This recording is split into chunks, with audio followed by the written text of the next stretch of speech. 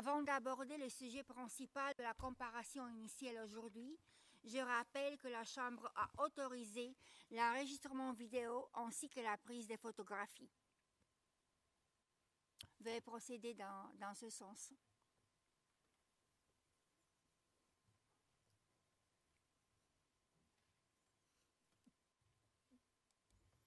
Je vous remercie, vous avez 1 minute pour prendre des photographies et enregistrer des vidéos.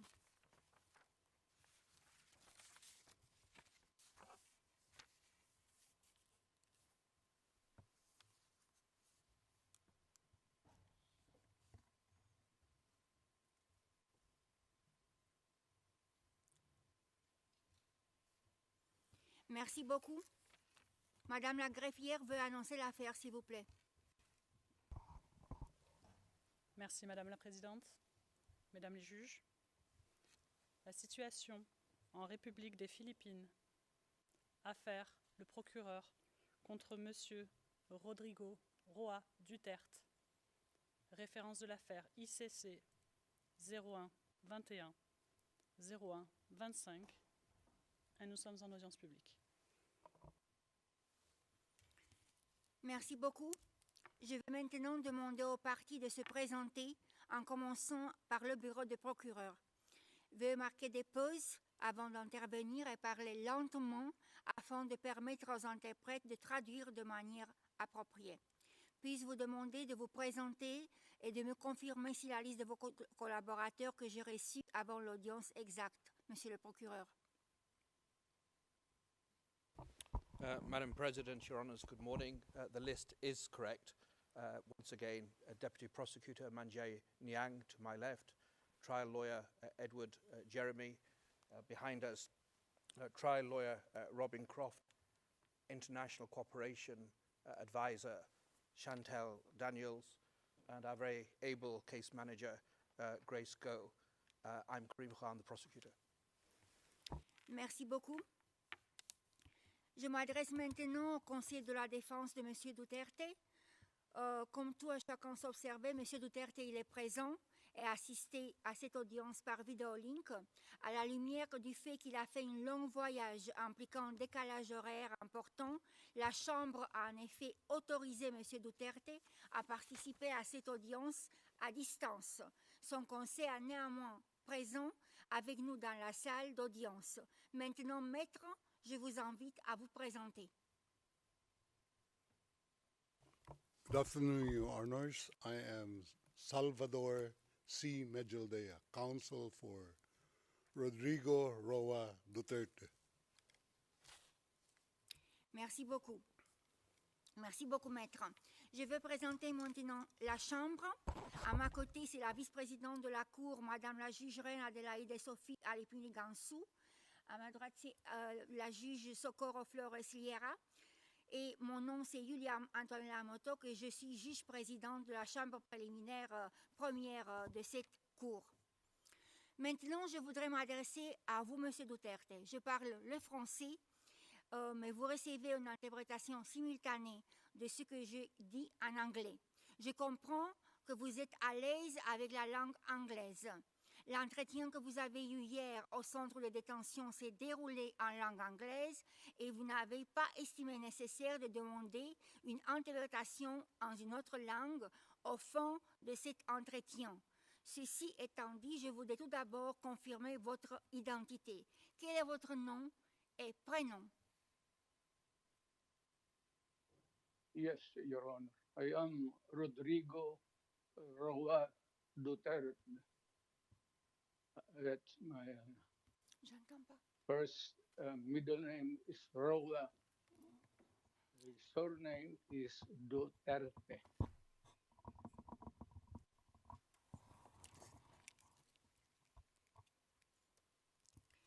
Merci beaucoup. Quelle est votre date de naissance? Again, ma'am.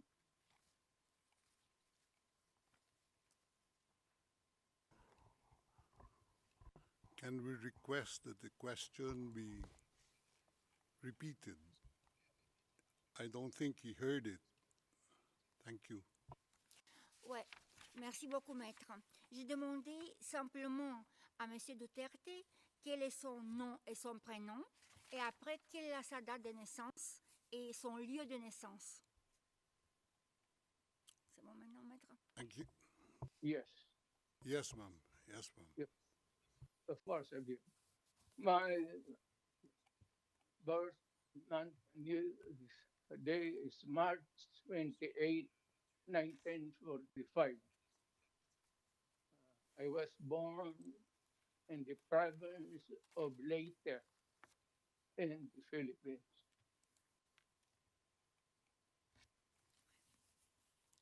Merci beaucoup. À titre préliminaire, ouais. Merci beaucoup, M. Duterte. À titre préliminaire, il est utile de clarifier la nature et la portée limitée de cette audience de première comparution. L'audience d'aujourd'hui n'est ni le début du procès, ni une audience de confirmation de charge.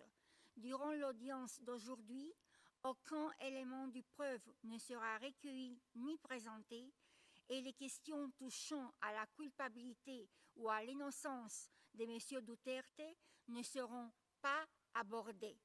Conformément à l'article 60, paragraphe 1 du Statut de Rome, le traité fondateur de notre Cour, et de la règle 121.1 du règlement de procédure et de preuve, cette comparation initiale a pour objectif principal de répondre à 3 questions. Premièrement, la Chambre doit s'assurer que la personne ayant fait l'objet du mandat d'arrêt a été informée des crimes qui lui sont reprochés. Deuxièmement, la Chambre doit s'assurer que cette personne a été informée de ses droits tels que reconnus par le statut de Rome.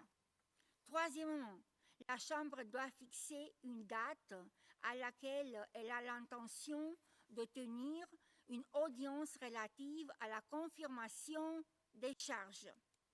La Chambre note que votre Conseil, M. Duterte, a déposé 2 requêtes. Une requête en relation avec l'audience d'aujourd'hui. Et vous avez, comme vous savez très bien, les 2 requêtes concernant le fait qu'on doit avoir l'audience à un autre terme ont été pas acceptées par la Chambre vu la nature de l'audience d'aujourd'hui. Aucune discussion supplémentaire n'est pas nécessaire dans le cadre de cette audience parce que, comme j'ai précisé tout à l'heure, la nature de cette audience n'est pas, c'est seulement une nature qui vise de connaître les parties, de connaître les charges, et après de fixer la date de confirmation des charges qui sera ultérieure. S'agissant du premier point, je rappelle que M. Duterte a reçu une copie du mandat d'arrêt le concernant et une version expurgée de la requête du procureur au fond de délivrance du mandat d'arrêt qui est public. Je vais maintenant demander à Madame la greffière de lire les charges qui lui sont imputées. La lecture sera faite en langue anglaise. Je vous en prie, Madame la greffière. Je vous remercie, Madame la Présidente, Mesdames les juges. On 7 March 2025, Pre-Trial Chamber 1 concluded that there were reasonable grounds to believe that Mr. Duterte is criminally responsible pursuant to Article 25(3)(a) of the Rome Statute as an alleged indirect co-perpetrator for the crime against humanity of murder pursuant to Article 7(1)(a) of the statute as follows. A. Murder of at least 19 persons, allegedly drug pushers or thieves, killed by members of the Davao Death Squad in various locations in or around Davao City, Philippines between 2011 and 2016. B. Murder of at least 24 persons, allegedly criminals, such as drug pushers or thieves or drug users, killed by or under the supervision of members of the Philippines law enforcement, sometimes with the assistance of persons who were not part of the police at various locations in the Philippines between 2016 and 2019. Merci beaucoup, Madame la greffière. Monsieur Duterte, je ne vous demande pas à vous lever parce que je connais votre condition, donc je vous laisse assise.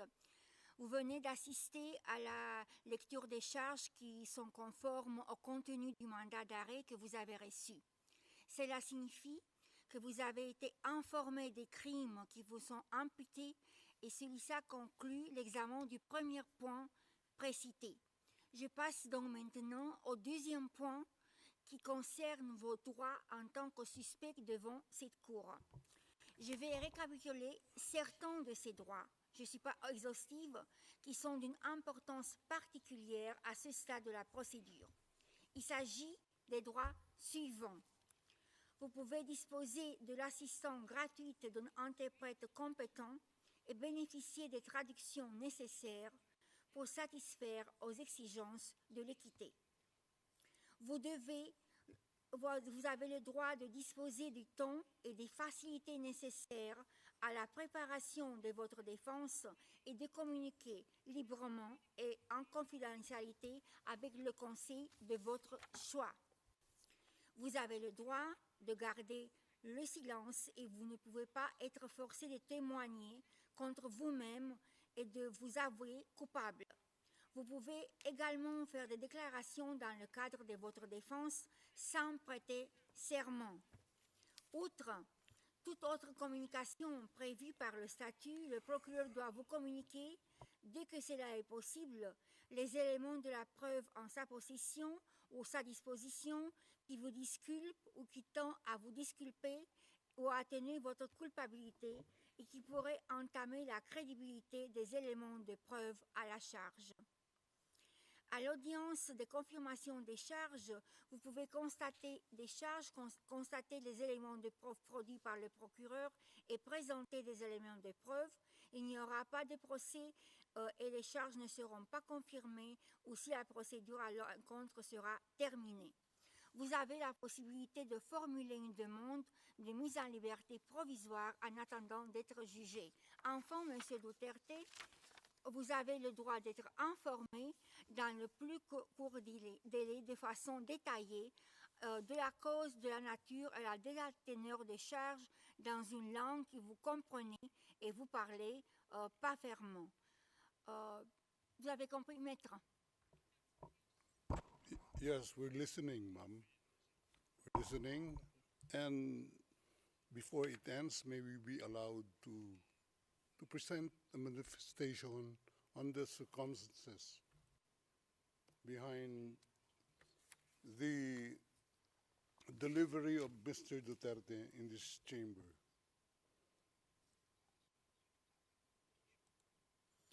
Oui, maître, je dois d'abord demander ce que c'est dans notre procédure et seulement cette audience qui est spéciale, comme on a précisé dès le début.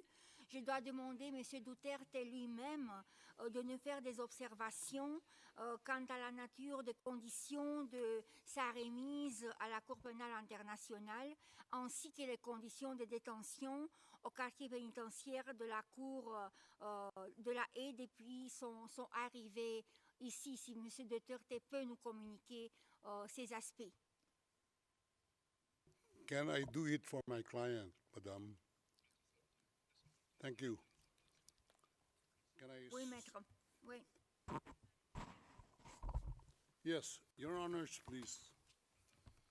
2 days ago, the whole world has witnessed the degrading fashion in which a former president of a sovereign country was bundled into a private aircraft and summarily transported to The Hague. To us lawyers, this would be called an extrajudicial rendition. To the less legally inclined, it was a pure and simple kidnapping. My client was denied all access to the legal recourse in the country of his citizenship, and this all in the nature of political score settling. two troubled entities struck an unlikely alliance. An incumbent president who wished to neutralize and choke the legacy of my client and his daughter on the other hand, and a troubled legal institution subject to delegitimization and desperate for a price cuts and a legal show today on the other hand. With this in mind, it is not surprising that my client was abducted from his country. ICC private jets do not drop out of the thin air. That jet which received my client was coordinated in advance. The UAE is not a state party to the ICC and has no obligation to cooperate with the court. Yet my client sat in transit in that country for more than 5 hours. I invite the registry's representative to present today in court to explain to the judges exactly how they believe this transfer was anything other than a gross abuse of process. Given the precipitous arrival of my client, an elderly man with debilitating medical issues, hard of hearing and poor of sight, he was taken to a hospital for observation. Only this morning have I met him for the first time with less than an hour to discuss legal issues. I have not been able to present him with a hard copy of the arrest warrant because we were not supplied with such. I have not even been able to explain to him what the prosecution requested when seeking the issuance of the arrest warrant. This is because the chamber only established a redacted version of the prosecution request last night. Other than to identify himself, my client is not able to contribute anything to this hearing. Most importantly, he is not able even to tell you that he has been informed of the charges as contained in the arrest warrant for a reason more pertinent to which I alluded in my written request to this honorable pretrial chamber this morning, and which is confidential in nature. Accordingly, I repeat my respectful request, which was rejected this morning, to postpone the substantive aspect of this hearing to the next week, when I will have the opportunity to sit with my client and to explain to him what a confirmation hearing is and what the disclosure is and how the prosecution alleges that he committed crimes. I thank the court for its attention and regret to say that I do not have instructions to continue my submission any further today. Thank you.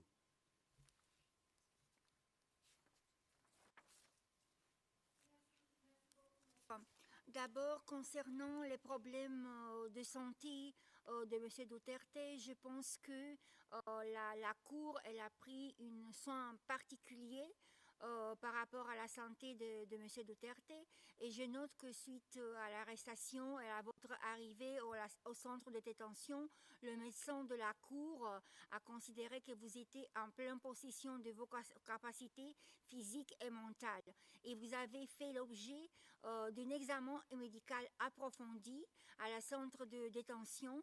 Aussi, quand vous avez invoqué des questions de santé qui ne vous permettaient pas de venir physiquement à cette audience, les deux médecins qui vous ont consulté, M. Duterte et Maître, ils ont constaté que le M. Duterte ne pouvait pas, mais par son accord écrit par lui-même, M. Duterte pouvait participer à notre audience par vidéolink. Ça, concernant les problèmes de santé que vous avez invoqués et qui sont très importants, ainsi que les problèmes de l'âge pour notre chambre et pour notre cour en général. Concernant la question des droits de M. Duterte, on a ici le rapport du greffe qui nous indique qu'il était informé sur ses droits y compris l'article 66 et l'article 67 de statut du Rome, qu'il connaît par le greffier adjoint, et donc il connaît ses droits et il connaissait également ses charges. Donc nous, on a le rapport du greffe qui nous indique cet aspect-là, et qui nous indique aussi qu'il avait pris connaissance du mandat d'arrêt en anglais, qui parle très bien, comme tout le monde le connaît.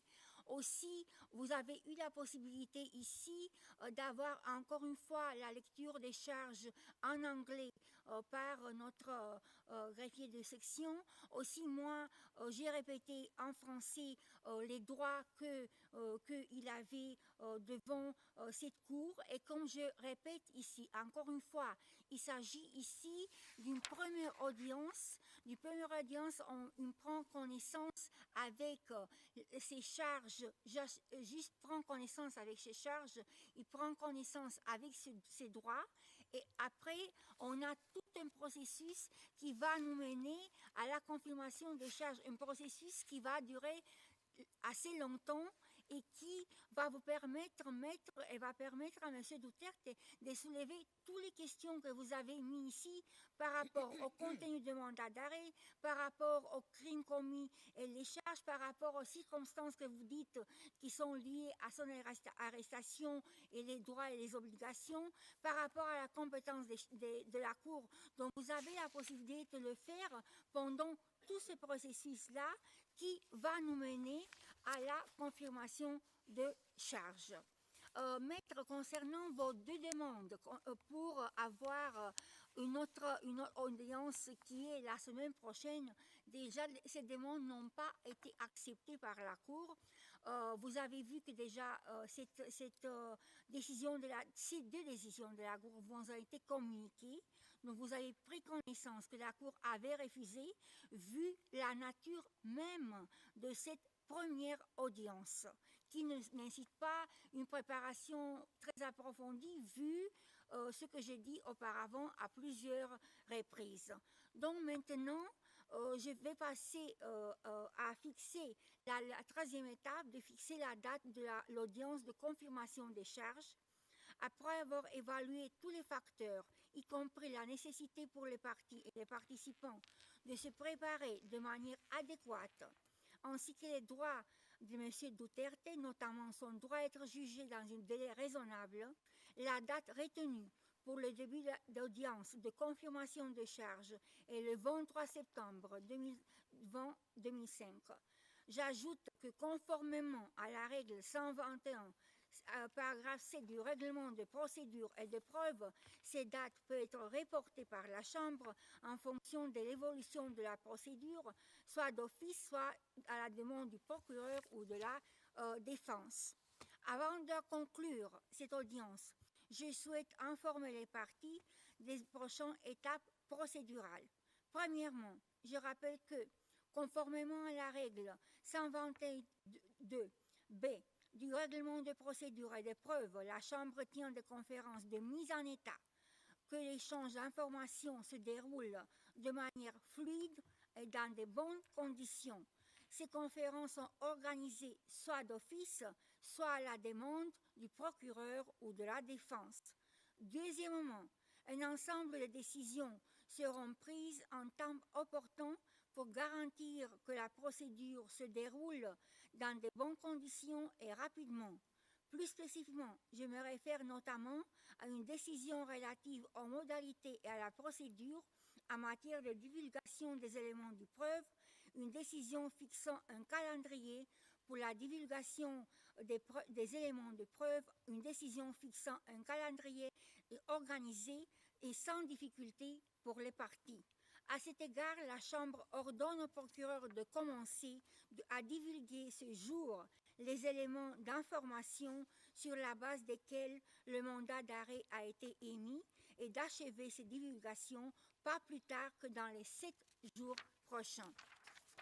La Chambre rendra également une décision sur la participation des victimes et selon le statut de la Cour et dans la mesure de la Chambre le permet, sont autorisés à présenter leurs vues et les préoccupations à ce stade de la procédure. Nous sommes arrivés maintenant au terme de notre audience de première comparution de M. Duterte. Je vous remercie à tous les participants à cette audience, les interprètes et les sténotrophistes. L'audience, elle est levée. All rise. Veuillez vous lever.